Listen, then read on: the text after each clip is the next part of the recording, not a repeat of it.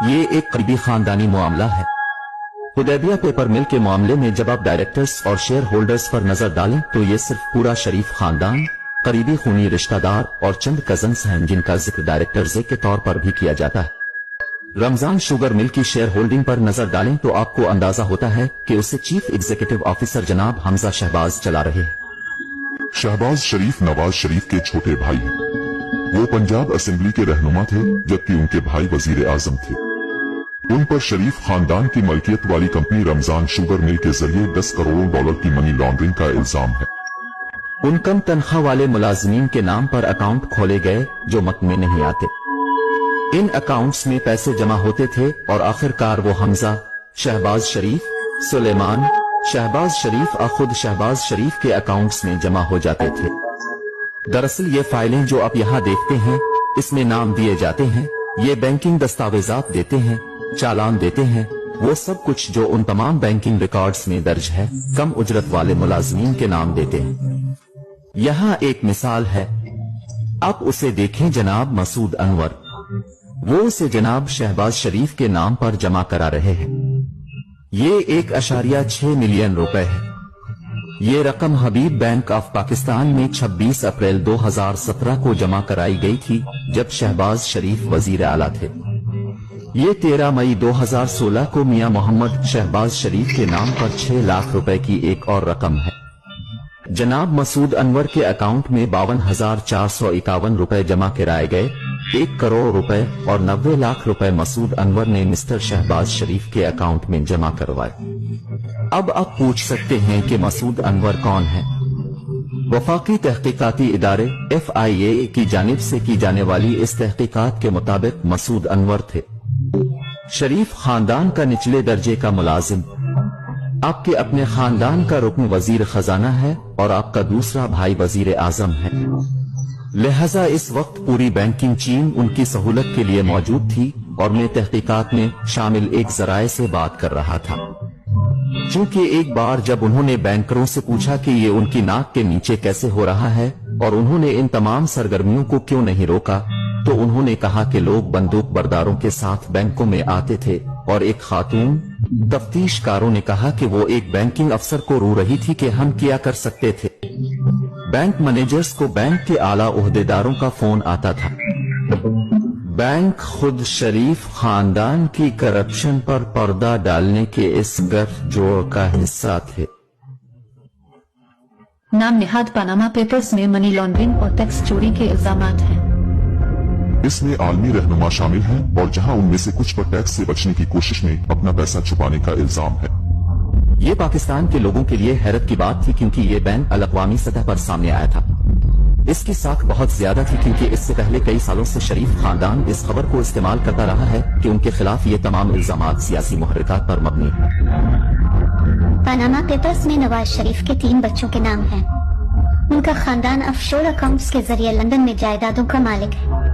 नवाज शरीफ की बेटी ने लंदन में जायदाद रखने से इनकार किया है। इसके दस्तावेजात मुबैना तौर पर के हैं और जाहिर करें कि वो जायदादों की ट्रस्टी है, मालिक नहीं। लेकिन वो दस्तावेजात की ये पूरी नामी फ़ॉन्ट में लिखी गई है जो 2007 तक दस्तयाब नहीं थी। अगर आप 1992 और 93 को देखें तो ये बहुत अहम वक्त है। मरियम के असासों में 21 गना इजाफा हुआ है और 1 साल में इसका कोई जवाज नहीं है। आप एक कारोबार के मालिक नहीं हैं। आपके नाम से कोई कारोबार नहीं है, लेकिन आपके असासे 21 गना बढ़ रहे हैं। 1992 में मरियम नवाज 19 साल की हो गई। पनामा पेपर्स के इंकशाफात के बाद पाकिस्तान की तहकीकाती एजेंसी ने शरीफ खानदान के माली मामलात को निकाला। मुश्तरका तहकीकाती टीम को बुनियादी तौर पर पता चला कि मिस्टर नवाज शरीफ आमदनी के मालूम जराये से बनाए गए असासों का जवाब पेश नहीं कर सके। ये अहम इल्जामात में से एक था। मामले को फौजदारी कार्रवाई के लिए भेज दिया गया था। फौजदारी इस्तिगासा में एक मुकदमा था जो तकरीबन 1 साल तक चलता रहा और इस मुकदमे में नवाज शरीफ की तरफ से इनकी दौलत की असल लंदन में उन 4 फील्ड फेयर्स की वजाहत के बारे में एक भी जवाब नहीं आया। वो पैसा कहाँ है जो वो कभी साबित नहीं कर सके थे। शरीफ खानदान का शुमार पाकिस्तान के अमीर तरीन अफराद में होता है, लेकिन उनकी दौलत की असलियत अभी तक एक मुअम्मा बनी हुई है। इस वक्त अपनी फेयर में जिस फ्लैट में रह रहे हैं, इसका नाम दरअसल गुज़िश्ता साल पाकिस्तानी अखबार दी न्यूज में उन 4 फ्लैटों में से एक के तौर पर लिया गया था जो आपके वालिद ने मुख्तलिफ स्विस और ऑफशोर कंपनियों के जरिए गैर कानूनी तौर पर खरीदा था। तो नहीं, जो लोग असल में इसके लिए हमें मोर्द इल्जाम ठहरा रहे हैं वो अदालत में जाते हैं और इसे साबित करते हैं। लेकिन क्या आप जानते हैं कि आप जिस फ्लैट में रह रहे हैं इसका मालिक कौन है? ठीक है, अभी ये सवाल नहीं है। तो नहीं, लेकिन ये वो सवाल है जो मैं आपसे पूछ रहा हूँ। क्या आप जानते हैं कि फ्लैट का मालिक कौन है? ठीक है, ये किराया पर है, ये मैं हूँ। मैं किराया की बुनियाद पर फोन कर रहा हूँ जो हर चौथाई पाकिस्तान से आता है। आप उसे जाती तौर पर किराया पर दे रहे हैं या पैसा पाकिस्तान से आता है? पैसा पाकिस्तान से आता है। मैं अपने वालिदैन के साथ रहने वाले किसी भी दूसरे तालिब इल्म की तरह हूँ। मुझे हकीकत में ये जानने की जरूरत नहीं है कि हकायक क्या है और फ्लैट्स का मालिक कौन है और कौन किराया अदा करता है और कौन मेरे गुजर बसर के लिए अदायगी करता है। लिहाजा खानदान इसका मुस्तहक है। अगरचे ये मेरी गलती नहीं थी कि मैं एक अमीर और अमीर घराने में पैदा हुआ था। मेरे दादा ने ये सब कुछ सख्त मेहनत से हासिल किया। जब आप उनसे पूछेंगे कि आपको ये पैसा कहाँ से मिला तो वो आपको आजादी के वक्त अपने मरहूम दादा की कहानी सुनाना शुरू कर देंगे। हम हिंदुस्तान से आए थे, हमारे पास कारोबार है। सच छोटी बात यह है कि दुनिया में ऐसा कोई कारोबार नहीं है जिसके पास मनी ट्रेल ना हो।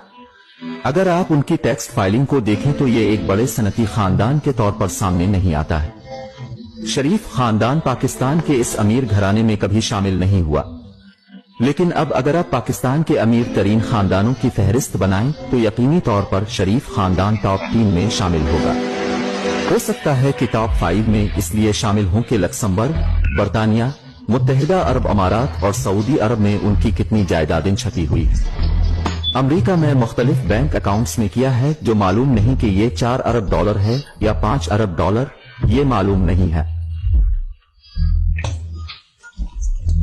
दिसंबर 2018 में पनामा पेपर्स के इंकशाफात के नतीजे में नवाज शरीफ और उनकी बेटी को करप्शन के इल्जामात में 7 साल कैद की सजा सुनाई गई। नवाज शरीफ लंदन में इलाज के लिए जमानत पर हैं और लंदन से पाकिस्तान वापस आने से इनकार कर रहे हैं। नवाज शरीफ का दावा है कि उनका जवाल पाकिस्तानी फौज की साजिश है। We contacted Priti Patel MP, the Home Office Minister, to ask her why Nawaz Sharif, who had overstayed his British visitor visa by 2 years, had not been extradited from Britain. Priti Patel had been eager to deport asylum seekers during her time at the Home Office, yet she took no action against Nawaz Sharif. Priti Patel MP in the Home Office did not agree to an interview. We also contacted the National Crime Agency. We wanted to find out why there had been no meaningful investigation into Nawaz Sharif's assets. The NCA did not agree to speak to us.